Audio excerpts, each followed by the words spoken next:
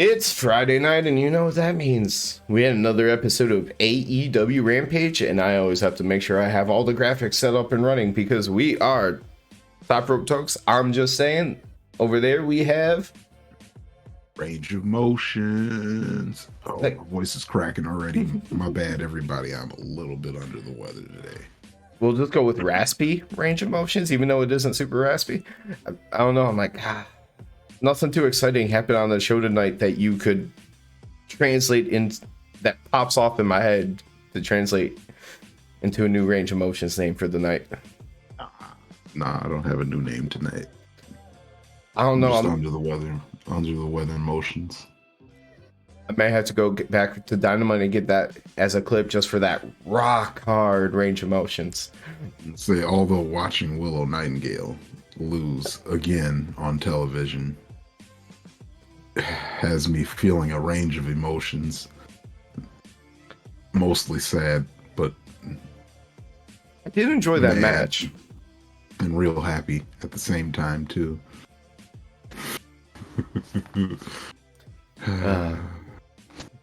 But anything specific that you got out of tonight that you're just even kind of pointing towards the future that has you excited?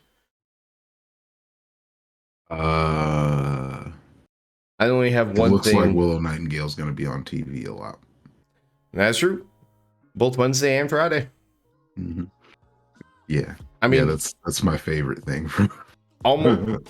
I mean, Wednesday kind of sucks because looking back on that, it kind of shows what they think of the women's division, because when the firm was being introduced, Stokely got to go one by one through the entire group. On Wednesday night, Saraya literally got to talk about Toni Storm, and that is it before it got interrupted.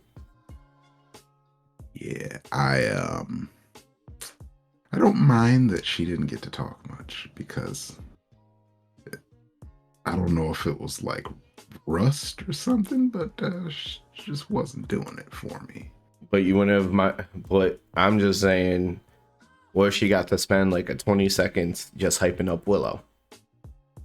I mean, that's different. And that's all I mean. It's like, if she got to go into him. Yeah. The greatest female wrestler on the planet. I will tell you one Hands thing down. that made me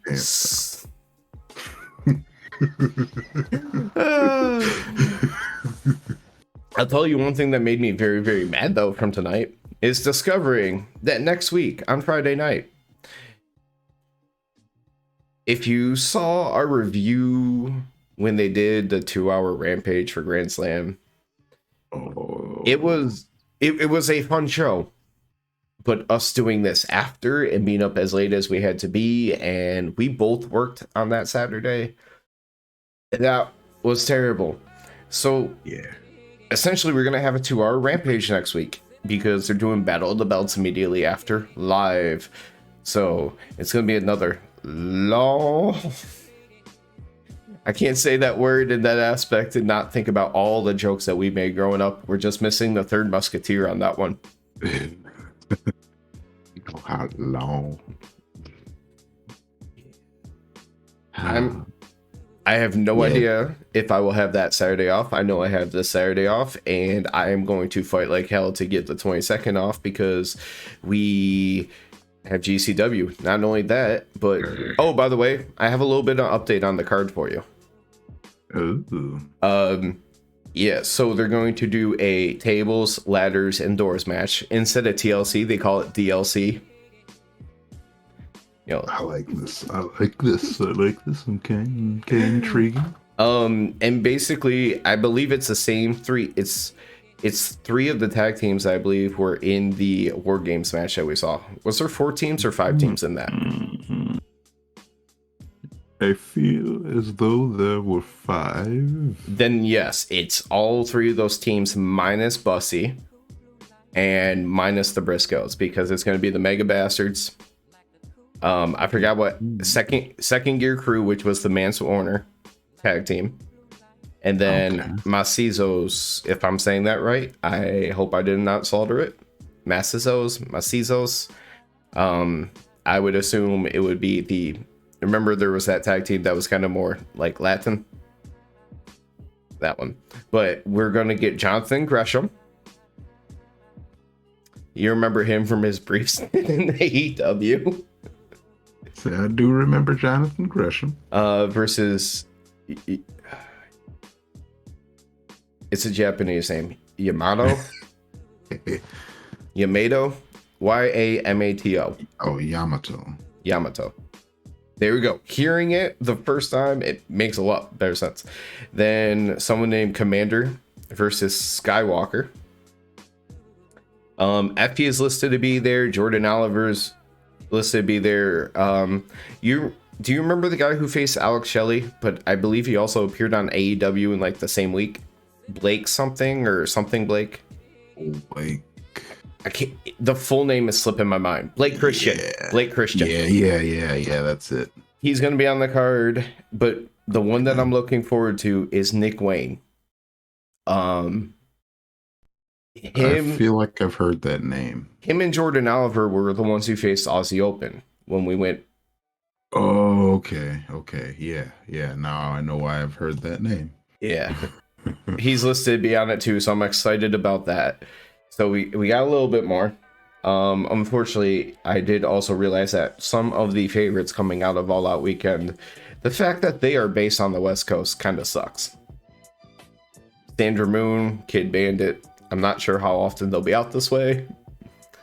Because I was so jealous when they got Sandra Moon versus Maki Ito like a week after All Out on the West Coast. Yeah, I would have loved to see that. We would love to see that, wouldn't we? We may have to get some AAA Triple Mania going. I think it's 2 weeks from this Saturday. Pay-per-view. They're gonna have some AEW people there. We'll see what the card shakes out to be. Like Ray Fenix has a their version of the world title match. I think Bandito is supposed to be there. Oh shit. Kind of figure out how many other AEW people are sliding over. But that's... Let's see. Is FTR going to be on the card? The article that I wrote made it seem like they weren't going to be on it, but they have a match to determine who's going to face FTR. So I wonder, maybe they'll end up being there and they'll have a face-off and maybe not a match. So, I mean, there's that kind of wiggle room right there. Yeah. And then, they got to have Ty and Sammy. I'm not sure if they got them. Because they put them in the same category when they talked about how it's not difficult to get AEW people booked, but for whatever reason they didn't. Thunder Rosa was also supposed to have a match, so they were trying to figure out who to replace her with, and it was going to be a championship match. But they're like, interim champion Tony Storm in that match could kind of raise some complications in terms of who goes over booking wise as championship matches go. Yeah. I don't think they would do it. Yeah. So I'm gonna kind of I'm gonna have to look it up in the next few days or something. We'll kind of figure out what that full card is and see if we're gonna plop down for it. I heard it's stupid fun. It not super serious. Sometimes it's not super serious, and you have some of the just the craziest and weirdest stuff that can happen. Oh, Penta's supposed to have a mask versus mask match as well. So they'll have both of the Lucha Bros in singles matches and single matches that matter. Yeah. You'll see one of them win. We've seen Penta lose this mask about 20 times in AEW, but I don't think they'll actually let it stick and have him lose in this situation. No, not at all. No. But speaking of... that sounds kind of cool, though. To check into it. I've heard just weird stuff that's happened in the past that just sounds like kind of stuff that we might randomly crack up at. Yeah.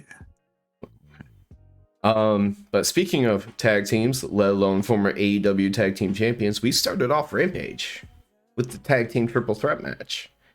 which two of these tag teams we really like collectively. The other one, they serve a purpose because we had Well, I missed the beginning. Did Private Party get to do their entrance? no, but Damn it. But let's be fair, it is Rampage. They usually go right into the match. Right. Two out of the three teams are released in the ring. You still gotta let Max Caster rap. Yeah. Some jokes that he made where he talked about running down the competition like Ben Simmons runs down an NBA team. All right. Obviously better delivered. I can't remember the exact words. He says they're gonna have their hands runs at the end of the night because the rest of them are all losers, and that's a looks at Butcher and says that's why your band broke up. Oh. Every time I die. Damn. Yeah. Yeah. Like, that's cold, man. That's cold. They were all solid. I don't remember taking away one that was like delivered so perfectly, but they're all solid. Big says the whole scissor me daddy chance to start off the match for a good couple of minutes. And they hyped up National Scissoring Day next week on Wednesday. Yeah. Commentators talked about it for a good minute or two. I really hope they get foam scissor fingers. JR mentioned scissoring. The broadcast team have a scissor during the show or whatever last week, and Excalibur's like, I don't think you actually want that. But of course, the Acclaimed win. They end up getting the arrival and the mic drop on Blade. At certain points in this matches, the story was the Acclaimed couldn't have a man legal in the match again. They're struggling to get a tag, so that way they could even have a chance to win. Yeah, commentary was mentioning that Private Party might win this match, and the Acclaimed won't even be involved. Mm-hmm. Matt Hardy was watching backstage, keeping a very close eye on it. They made sure to remind us that in the Golden Ticket Battle Royal, that they kind of had their little reunition. They reunited a little bit. They've talked a little bit more about it since, so that's gonna happen at some point, like officially, and then we're gonna end up with like Matt Hardy and Private Party against Rush, Andrade, and 10. Sounds right. Oh, spoiler! Right. 10 is 100% joining LFI.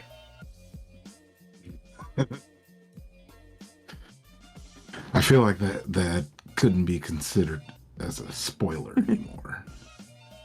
I mean, it's, hey, my mask versus your job at AEW. Yeah. But we get to that. They're gonna unmask 10, so we're gonna know what his face looks like. Now, I will say, it's kind of perfect though that the story beat for this is that he has to lose his mask, and we know what LFI has done to people with masks. So it kind of fits right with that aspect of what they've been doing. Right, too. Yeah, makes a whole lot of sense. And then with LFI, they all wear masks. So he'll still get to wear his mask. They just all take their mask off before they get in the ring. Oh, yeah. I was sitting there trying to remember. I'm like, they wear a mask. They both take their masks off before they get to the ring is all. Yeah, I wasn't thinking about that part. Just because. So they'll get to wear a mask. Just take it off on the way to the ring, apparently. That's the rules. Question will be, what will his mask be? Because I got a feeling they'll have to change it entirely, probably. Maybe not at first. Actually, I would imagine probably almost immediately, because that mask is probably going to be treated like a trophy.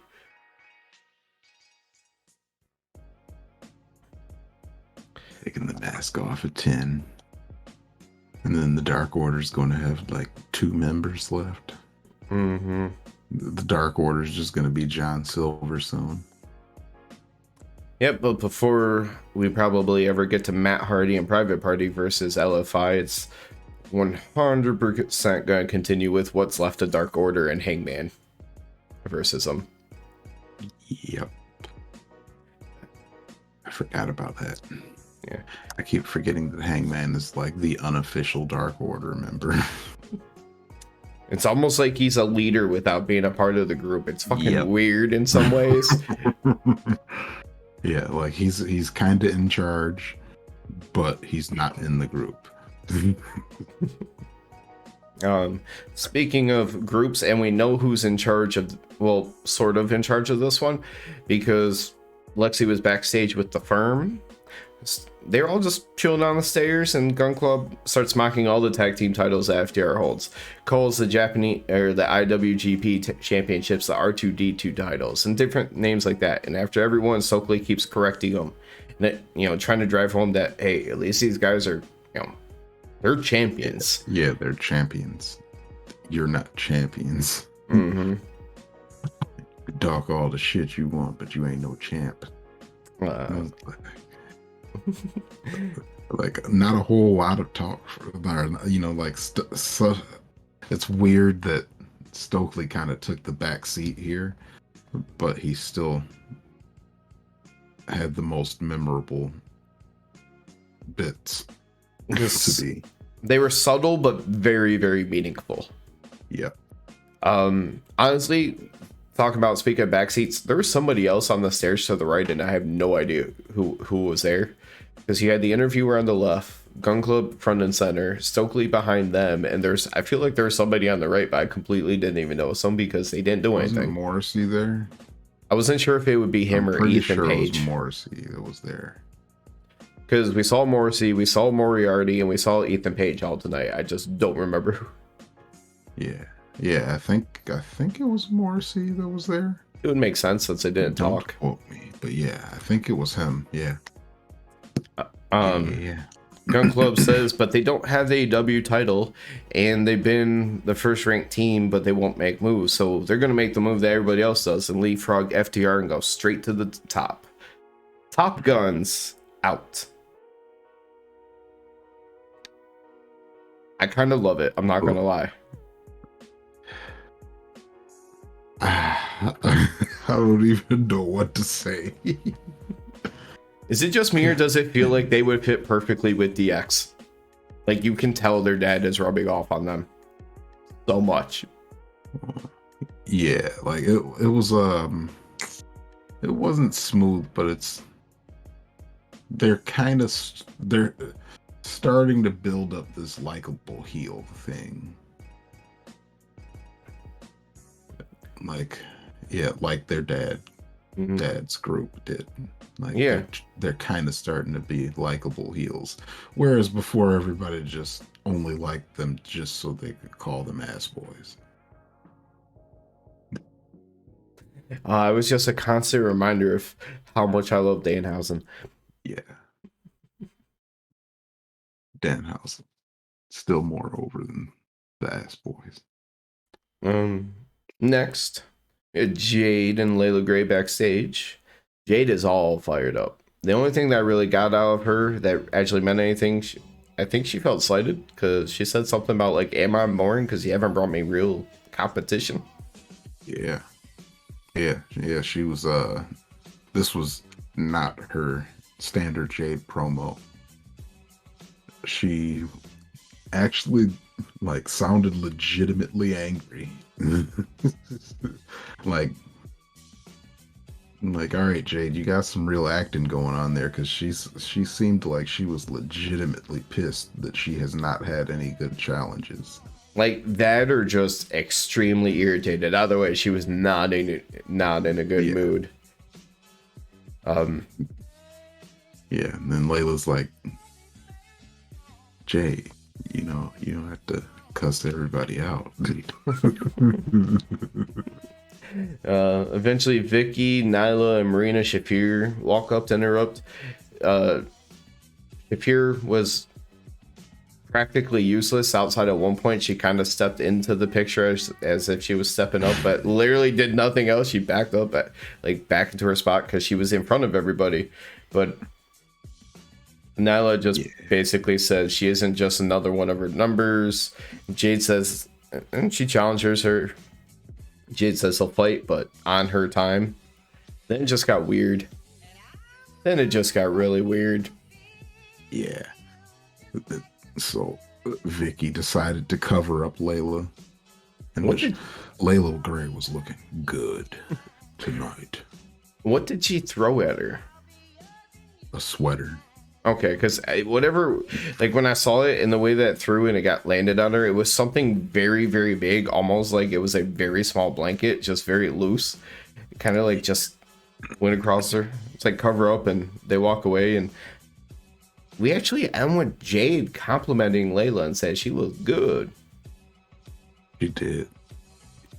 I agree with Jade. Wasn't there some comment about like an ashy eyebrow or something thrown as they were walking out? And, Nyla, was that Nyla that said that? Nyla said that Layla had ashy eyebrows or ashy looking eyebrows. If anything, I would have thought it would have been, and that's what threw me off, because if anything, I would have thought it would have been directed at Jade, since she's been doing the like half-weight eyebrow thing for like a month or two now. Oh yeah, she went after Layla. Had Layla feeling all ugly, and I was like, but Layla was looking good, though. Damn.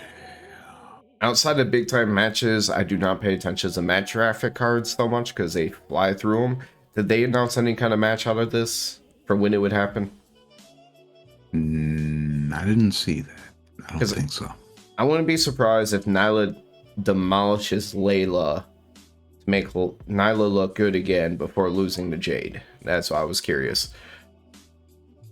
That makes sense. I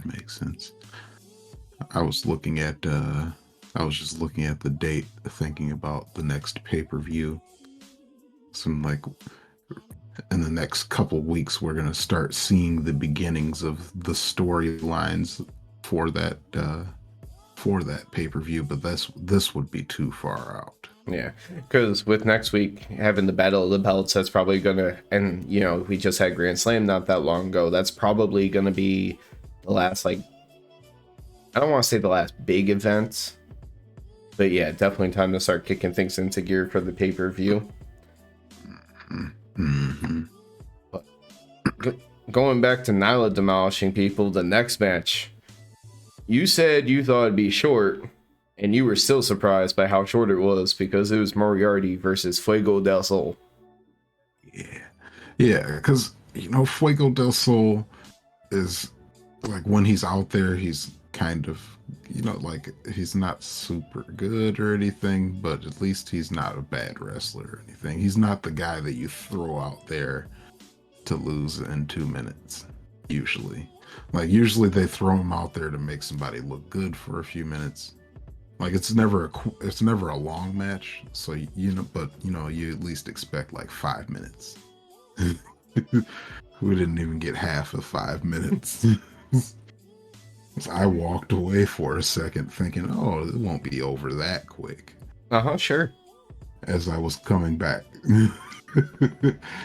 He was tapping out. Yeah, Lee Moriarty dominated this match. I will say also, because they were talking about it, we're not going to include YouTube because I don't know, but this is his first match on TV since the Firm, and of course most of the people that went into the Firm disappeared for a while before they, you know, the Firm debuted. So it's been a while for him. Page punched the pizza man and left. But he was already in the Firm when that happened. Yeah, true. But Lee Moriarty was much more expressive. He still had his like subtle gestures, but he was much more expressive. Does a cool like weird faceplant move on the side, which then he turns right into the Border City stretch. And as you said, tap out. It was over pretty quick. Yeah, but I always want it to be Motor City stretch. It's always what I hear first, and then I have to remind myself. My first thought is always, Motor City stretch. Oh, Border City stretch. Because it'd be like, if he was calling it the Morrissey stretch, you knew that he would have to be from around here to actually call it that. Yeah. And if he was from around here, we would know that he would be from here. We'd be... I don't know, see, Todoroki, or not Todoroki, fuck. I can't remember what the little boy's name is from My Hero Academia, but it's an anime, Japanese, and he has a move called the Detroit Smash. It's pretty hype. I don't really like the show, but but the Detroit Smash hype. I assume that has to come from the decades and decades that we've had of people acting super afraid of Detroit and that stereotype transferring around the world. I'm assuming that's what it would be. People. But because he caved the guy's face in with it. Oh, so it's realistic. Yeah, come here, get smashed, lose your face. Speaking against Smash, after the match, Morrissey comes in, he holds up Fuego for like probably 5 seconds before he just spikes him to the mat hard with a chokeslam. Yeah, that chokeslam. That, like, Fuego del Sol is the smaller guy, but holding a man up, like straight up with one hand for that long. And yes, obviously we know they work together, but that is like the jumping aspect of it, not the, hey, I'm going to hold you in the air aspect. Yeah, but yeah, he did that for no reason though. Just to prove that he's real mean and real blonde.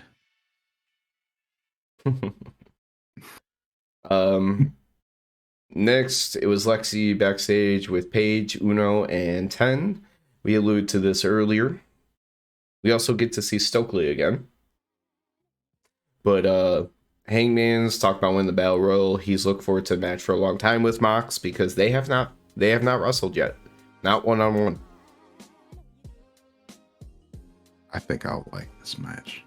And this many years in, and as big as they've treated both of them, it's actually a little bit surprising that they haven't faced each other one-on-one. Mm-hmm.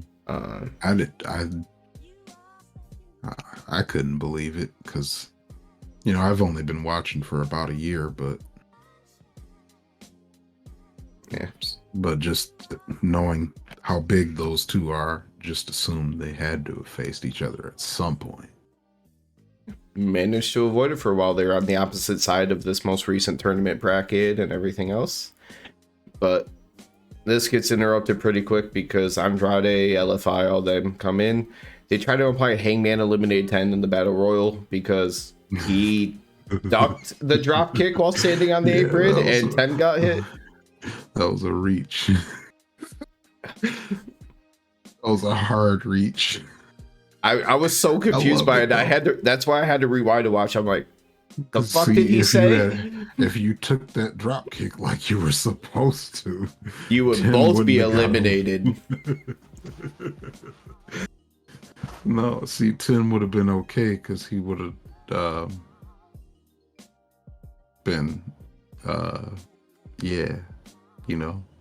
10 was basically hugging Hangman from behind. He's gonna be down too. Yeah. Such a reach, but basically they want good. Next week as an anniversary of Brody Lee's last match, 10's mask versus Andrade's AEW career. Dark Order leaves. Stokely and Ethan come in, popping out like we don't want to be snitches. This killed me. We don't want to be snitches. But I don't remember exactly what they were saying, but it was just like there's a problem with the private party contract. Oh, it was funny because what it deals with is we've seen this in sports. You have, currently the Miami Dolphins are being investigated for it amongst a bunch of other shit that's going to come their way here in the near future. But contract tampering, because stories behind the scenes about Malachi Black want to be released, possibly tampering, WWE reaching out to talent. So they were specific.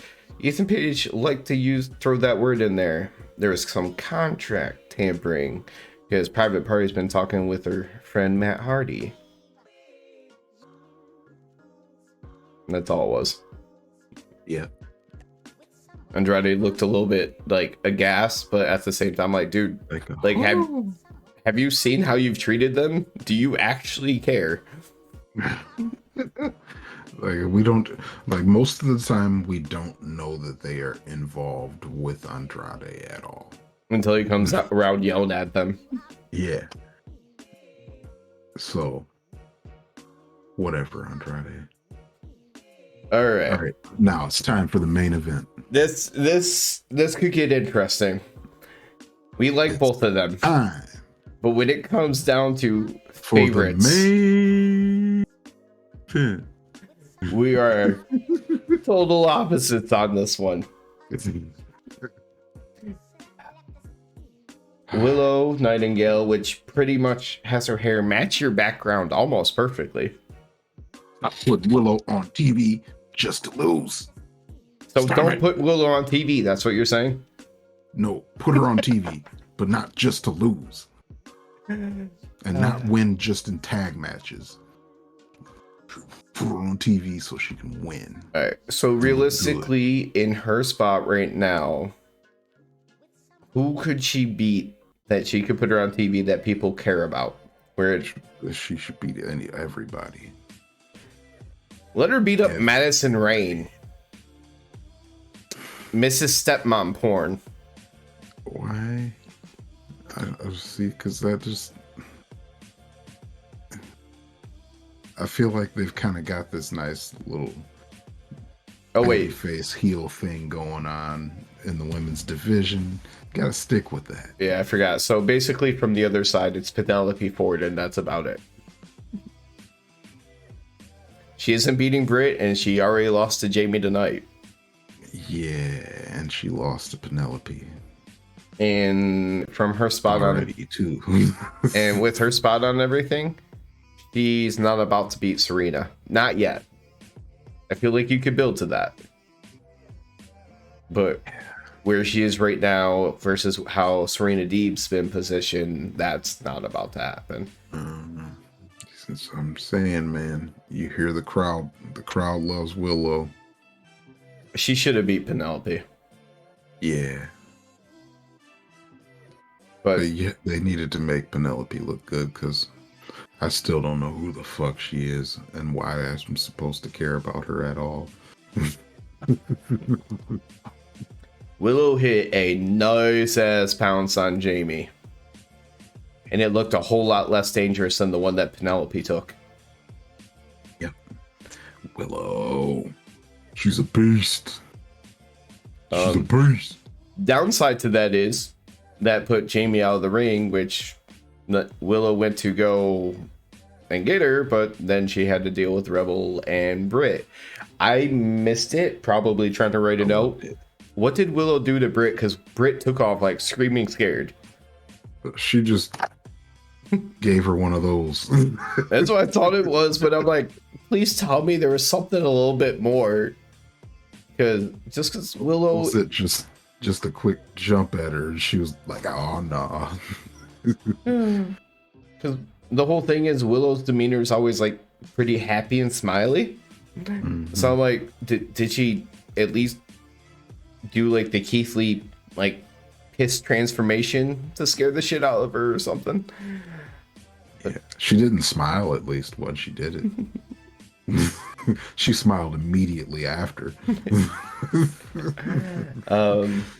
But that distraction got everything all messed up where Jamie got the advantage again. But a little bit later, Willow is climbing up the ropes and she's on the second rope, and Jamie grabs her from behind, like German suplex position, carries her back to the center of the ring, then hits like the stalling German suplex, pulls her right back up, and hits a ripcord lariat for the win. And she was all about showing off the muscles after. Yeah, I like the finish here. This was the match of the night, and You already mentioned it. Yeah, okay, you brought the graphic up. Because that Willow pounce, that was probably my favorite not Keith Lee pounce ever. I'm just leaving up the graphic because when it happened, that ending, I said that was impressive, and I wasn't sure what my hit of the night was going to be, but you know what? Kind of looking down, I'm like, yeah, that was impressive. I'll stick with that one because that pounce. We see stalling. Well, mine's the end. The German suplex thing, Madoodle. Yeah. So, yeah, that was pretty tight. So leaving it up for mine and yours, just one nice little run. But we've seen stalling German suplexes plenty. We don't usually see a person get carried across the ring to do it first. I mean, we also see Claudio literally carry people out of the arena, but a little bit different. He usually has the size advantage on that person. Yeah. Claudio has the size advantage on like everybody, basically. Yeah, it's a little different. Speaking of size advantage, next, there was a wardrobe video promo thing. I literally wrote, I still hate this team name, and I paid zero attention.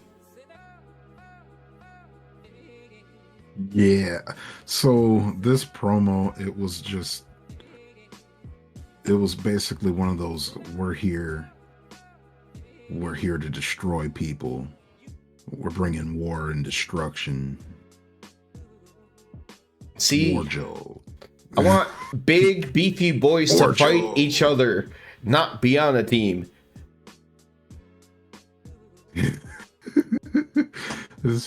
Have you seen that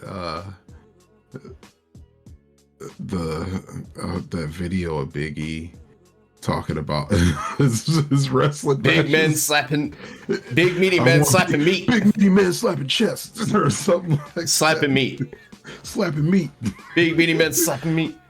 He said my dream match is Goldberg because he just wants big meaty men slapping meat.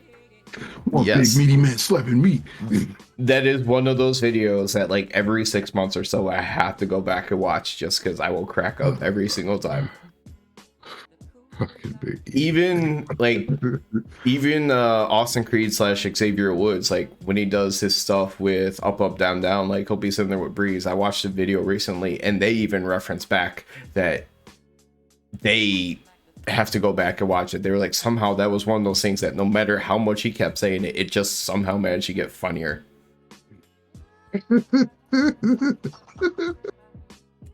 Like, you guys want your 5-star matches.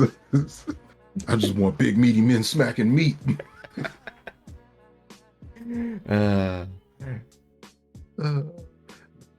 that was me as a kid. I just wanted to see the two biggest dudes just go out there and throw each other real quick. You want to know something that happened quick and real quick? Like so quick they never even turned off a dude's music? After this, we had Ryan Nemeth in the ring. He's talking down Philadelphia and ECW. Well, ECW has FTW title equals Here Comes Hook. Yep. He beat the shit out of him. Music like, never stopped playing. To his music. And then the crazy thing is he had his hoodie up and his hood on the whole time. It's just one of those things between the music and everything. It's just so ingrained in his style because most like stars on TV, you would be like, no, don't completely cover yourself up like that unless you're, for a mystery purpose.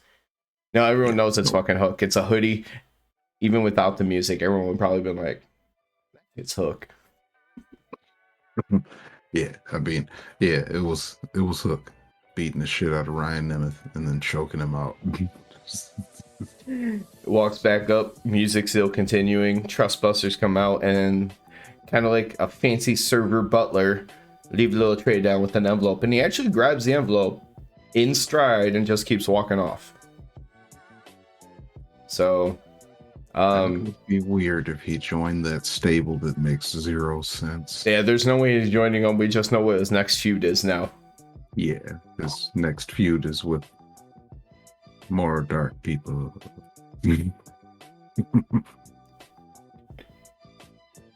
Alright. Let's clarify that statement. People that only should wrestle on AEW Dark. Yeah. AEW dark people. Realize you said it, I'm sitting here thinking, I'm like, there's white people that trust Busters. Mostly white people, right? Well, Ari Daivari. 2 white people. Well, there's Slim that J. one dude. He is so huge and so white that he should count as 2 white people. I will argue. Make Wish Brock Lesnar. Yeah. Parker Boudreaux. That is great value, Brock Lesnar. Oh, yeah. Sorry, as you were drinking, it just reminded me. Oh, yeah, and Nemeth was out there too. Perfect time for some tip touching. He did not get to touch any tips. You might have caught parts of this. I was trying to catch up on some stuff. Next, there's a little video talk about Swerve being at Rolling Loud as a guest to Kevin Gates. They did mention Swerve is pissed about Billy Gunn getting involved in the tag team match. There was a lot more things that Tony Schiavone said in his narration. I just did not catch it. Yeah, so that was the big thing, is that they wanted to address, or he wants to address, Billy Gunn and the Acclaimed about what they did for the world titles, for the world tag team titles, and then it was kind of more just of what will Swerve and Our Glory do next, or what will Swerve do next. Turn on Keith. Yeah. I mean, obviously he's turning on Keith.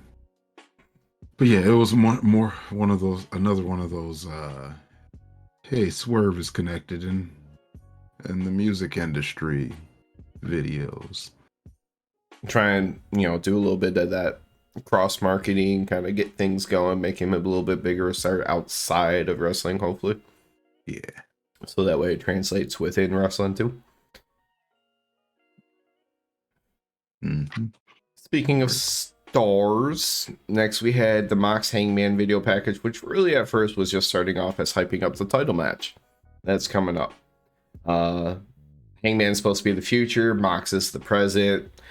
Starts talking about all that stuff. They do allude to the building that either the last time they met or that they were in tonight, where Hangman actually came out as a Joker and got the chip from under Moxley, pretty much. But then Hangman starts talking about having the fans with him and just everything else, just feeding off the energy of the crowd and everything. Then whoever was off camera goes, "It's in Cincy." Hangman's like, "Oh, shit." And they just cut from it. And I was just starting to die. Yeah. So, yeah, that's a loss. Yeah, I'm gonna have all these people in my corner. You're wrestling in his hometown. Oh, fuck. That'll be interesting. I feel like, I'm hoping for mixed reactions. because I think Hangman got booed early on in the CM Punk thing, and then it kind of got flipped where people were kind of mixed and then kind of leaning towards booing Punk a little bit. That one was a weird one. Yeah, let's go back and redo that for you. We can avoid a lot of trouble. I think we're done with CM Punk. Thank God. Would you like to be Mark Henry prior to the promo or prior to the match? Because they did not go back to back this week. Oh, the main event was like the last match before this one. All right. I'll save your Mark Henry for. Oh no, you already did. So we'll yeah. Yeah, We'll the main event was before already. It was this may have they claim this was the main event, but Willow Nightingale was on television, therefore main event. Kind of like the Royal Rampage main event was Nyla Rose versus Tony Storm, and nobody gave a fuck when we were there. Many people left. So, like, hey, you just had halfway up the aisle when that three, as soon as the 3 count hit. It's like, yeah, you had Blood and Guts, this big battle royal for a title shot. Then you had the Young Bucks versus some Japanese tag team that people like. That would be interesting. Oh yeah, we're just gonna end the night with Tony Storm and Nyla Rose. Like, woo. But yeah, the main event promo thing. They just basically, Silver says their obsession with 10 is creepy. Alex Reynolds says it's weird that they just keep trying to poach talent from Dark Order. And there's more talking, and Rush just ends up saying, you talk too much. And he wants to fight. Yeah. And then Mark Henry says, well, looks like there's been enough talk. It was funny because it actually did echo what Rush had just said, so it worked out perfectly that time. I want Orange Cassidy back in the main event promos on Rampage. I need that again. Because even before, there was like 2 weeks of it, and even when he wasn't doing that before, he just always has that good comedic timing. Yeah, perfect timing. Because there was the... I don't really want to get into it right now. I was like to say he did. He stole the. He tried to steal the "It's time for the main event" part once, and then he tried to. Then he stole. The, well, looks like there's been enough talk.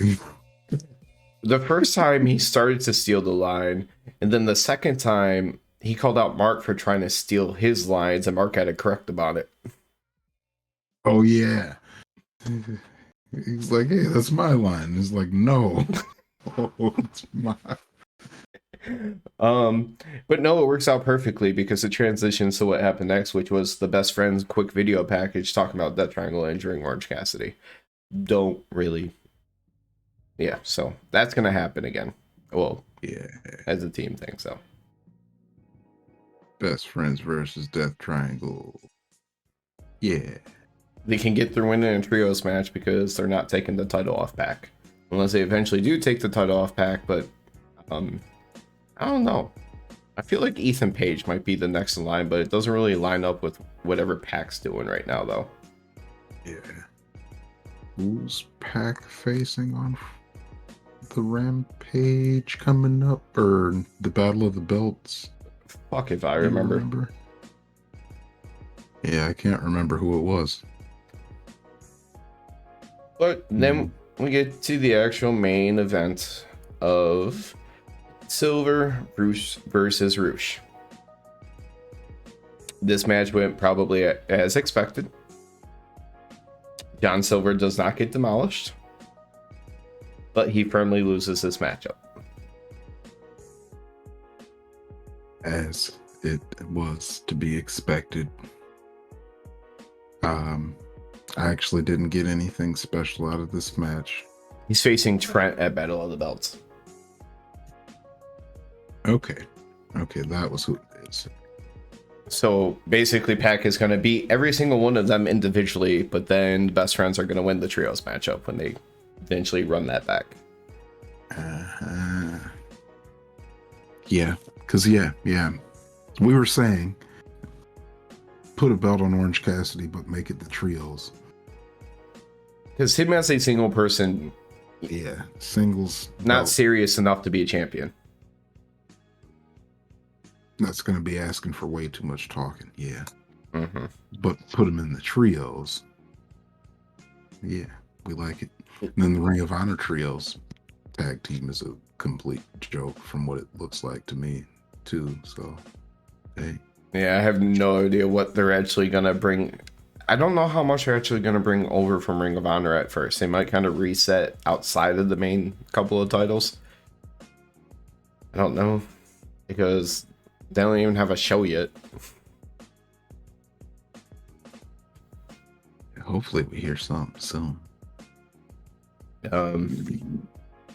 But after the match, LFI attacks some more, and Dark Order, well, what's left of Dark Order, comes running out, which was just 10 and Evil Uno. Yep. Because Reynolds was already there. Reynolds was there getting his ass whooped. Butcher and Blade come running out to counter that, but then Hangman's music hits and he comes out, he clears out house. Stupid autocorrect on my phone changing clears house to cleans house. No, both make sense. Until it's just him and Roosh, and he's about to hit that buckshot, but Roosh catches it and stumbles backwards and gets his butt out of the ring. But we still get it because Jose, the stupid assistant, gets it instead.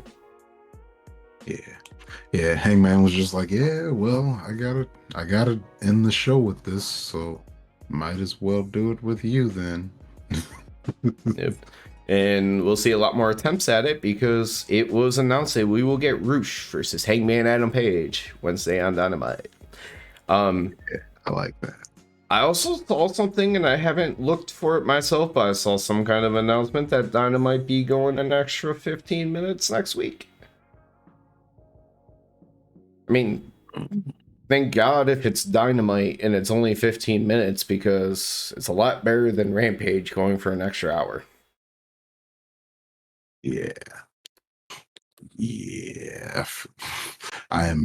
After last week, I firmly believe that if Rampage got a second hour, I would need for it to be 9 o'clock. I was gonna say, like, just have to try and fight SmackDown. I don't care, like, because I don't want to stay up till right. 12. I am not opposed to Rampage having a second hour. They could use a lot more time for a lot more people on the roster, specifically some women. Yes. Very much. But yeah, not 10 to midnight.